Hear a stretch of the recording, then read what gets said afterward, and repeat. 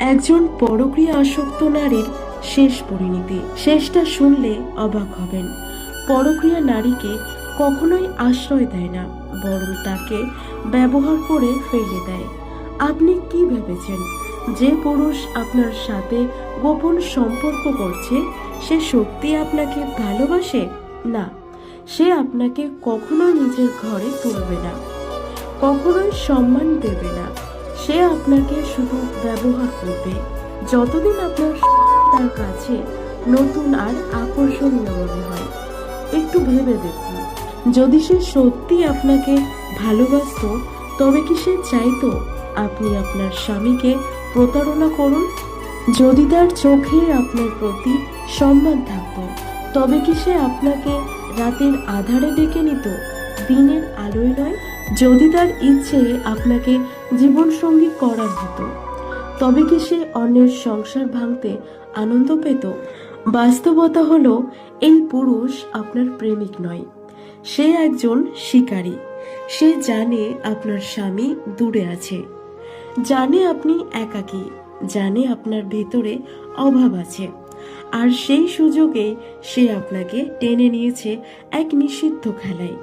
কিন্তু মনে রাখবেন, খেলনা কখনো ঘরের আসবাবপত্র হয় না। খেলনা দিয়ে খেলা হয় আর তারপর ফেলে দেওয়া হয়। আপনার প্রেমিকও তাই করবে। আজ সে আপনাকে আদর করবে, কাল নতুন কাউকে খুঁজে নেবে। আপনি হয়ে যাবেন শুধু এক অতীতের স্মৃতি, যাকে ব্যবহার শেষে আবর্জনার মতো ফেলে দেওয়া হয়। আর তখন আপনার স্বামী আপনাকে আর ফিরিয়ে নেবে না। আপনার সন্তান আপনাকে লজ্জার চোখে দেখবে, আপনার পরিবার আপনাকে বোঝা ভাববে, আর সমাজ আপনাকে এক শব্দেই চিনবে, নারী। আপনি হয়তো ভাবছেন আপনি ভালোবাসা খুঁজে পেয়েছেন, কিন্তু আসলে আপনি খুঁজে পেয়েছেন এক মরীচিকা। কিছু সময়ের সুখ, তারপর পুরো জীবন নষ্ট।